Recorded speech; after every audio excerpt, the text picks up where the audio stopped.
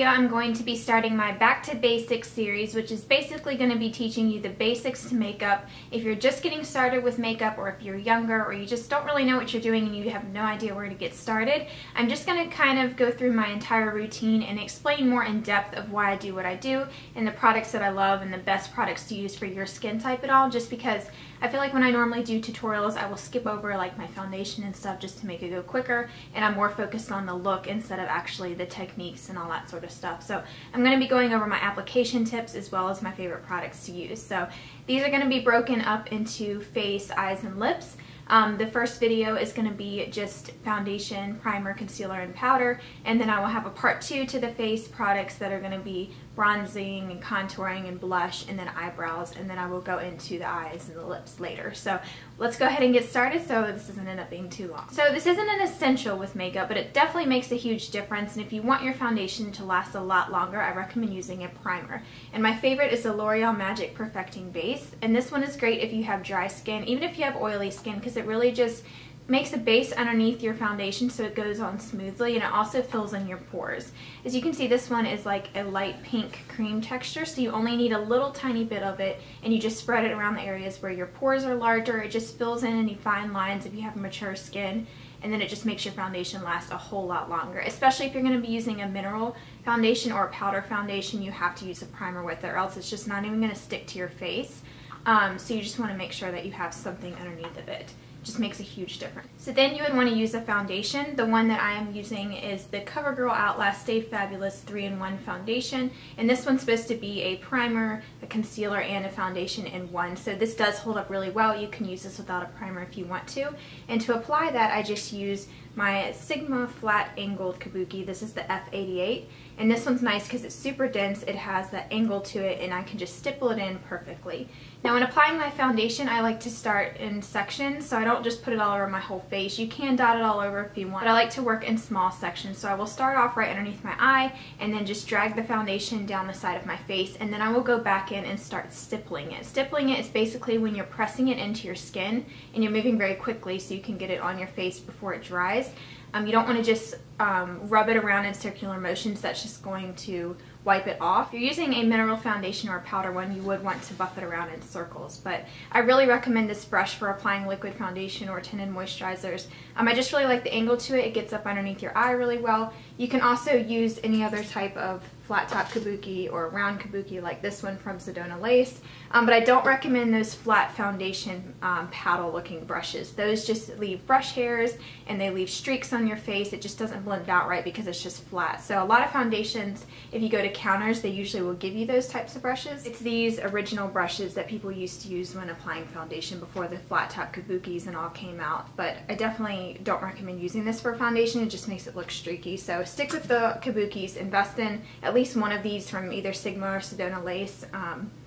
I think Real Techniques also has some. You can get those brushes at Ulta. I'll have all that stuff listed on my blog, like alternatives if you want cheaper stuff. Now you can also use a tinted moisturizer if you don't need as much coverage and you might have skin problems. It's definitely a lot lighter and not as heavy on your face, so it's great for summer. I love the Clinique Moisture Surge Tinted Moisturizer. This one has SPF 15 in it. This one doesn't break me out at all. It's not too shiny. It just goes on really nice. It has really great coverage for a moisturizer.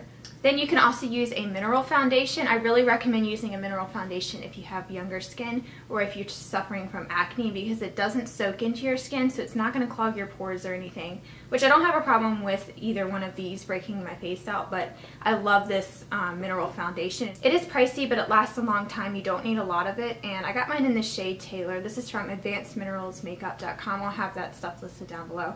But it just gives your skin the most beautiful finish. It's very, has very good coverage, fills in your pores nicely, and just looks really pretty on the skin. Then you can also just use a powder foundation. This is my NYX Stay Matte But Not Flat Powder Foundation. This is what I also use to set my foundation, and it just has really good coverage. I use this by itself when I just want a little bit of coverage just to even out my skin tone but not really cake on a lot of makeup. If you have a lot of acne and stuff, this isn't going to cover it very well, especially without concealer. So if you just want to have an all-over powder, I love this. So then for concealers, There are several different types of concealers. You either have them where they come in a pot like these, or you have like a stick concealer, also a liquid concealer. I don't really prefer liquid concealers. I feel like they're not as good coverage. I have heard that the MAC Pro Longwear Concealer, that's a liquid one with a pump, is awesome. I really want to pick that up and try it out, but I haven't gotten the chance yet because I've been trying to finish up my MAC Studio Finish. But for underneath of my eyes, I love using this CoverGirl and Olay Simply Ageless Concealer. And concealer makes a huge difference. If you don't want to use foundation or any of that stuff, I would definitely recommend at least using a concealer. So basically what I do is I take any, you can use your finger for this, but I really like using this Sedona Lace EB13 brush. And it's a synthetic hair like on the top of it. It's got the white hairs on the top. It's a blending brush, but it's also very dense. So this works perfect. Synthetic brushes is what you want to use with cream products. But this has like moisture ribbons in it. So you just, it's very hydrating. It's really good coverage as well. So you just kind of swirl it around. You can use your finger, but I recommend using a brush because it airbrushes it on and it looks a lot better. And you end up not getting like those annoying concealer crease lines, like where the concealer will settle into your fine lines. This just blends it all out to where you don't have a lot of excess concealer and you only need a little bit of this stuff. So I just dab this on underneath my eyes while looking up, and then I can pat it into with my fingers if I want to absorb more of the excess. I also take this onto my lid as well just to cover up any veins or any discoloration on my lid. If you don't want to use an eye primer for your eyeshadow, then I would recommend using some type of concealer just to have something for it to stick to. You don't have to use a separate under eye concealer as a face concealer, but this one I do not recommend using on your face. I feel like it breaks me out and I would just rather only use this underneath my eyes. Plus it has some moisturizing stuff in it, so it's very creamy. You don't want to use something that's very creamy and hydrating on a blemish on your face. So then for face concealer, I love the MAC Studio Finish one. This one comes in a pot and it's a much drier cream, so it can still blend out really well, but it's not super oily feeling. So, well, the other one's not oily either, but this one is just great for blemishes. And for applying that, I like using the Sigma Precision Round P82, which is a round kabuki, but it's a very small one, so it's a miniature version. You just dab a little tiny bit in and you go around any blemishes. And I really like using this as well if I have like drier areas like around my nose, and it just will press it into the skin really nicely. You could use your finger, but I find that the warmth from your finger just kind of melts the concealer and makes it blend away. So if you have a bad breakout or something, definitely recommend using a brush.